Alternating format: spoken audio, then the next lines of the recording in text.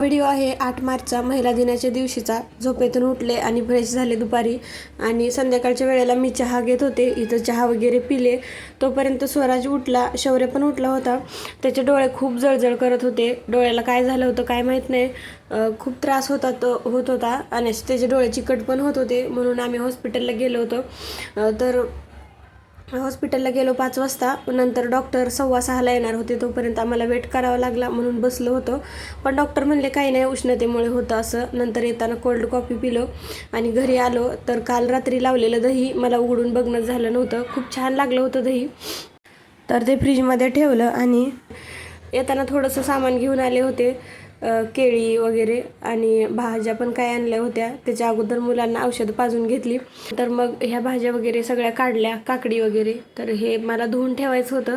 मी रात्रभर सुकायला ठेवते फॅनखाली धुवून जाळीमध्ये. तर सकाळपर्यंत छान सुकलं की नंतर मग फ्रीजमध्ये ठेवते. नंतर हे सगळं धुवून वगैरे झालं आणि जायच्या वेळी मी जाताना कणिक मळून गेले होते आणि भात पण करून ठेवला होता. कारण मी जायच्या वेळी कुठंही बाहेर जायचं म्हणलं तर थोडंसं काम कमी करून जाते. बाहेरून आलं की काम नाही करू वाटत, थकल्यासारखं होतं. म्हणून येताना भाजी आणली होती मशरूम मसाला. तर संध्याकाळचं जेवण वगैरे केलं छान आणि असा गेला आमचा आजचा दिवस.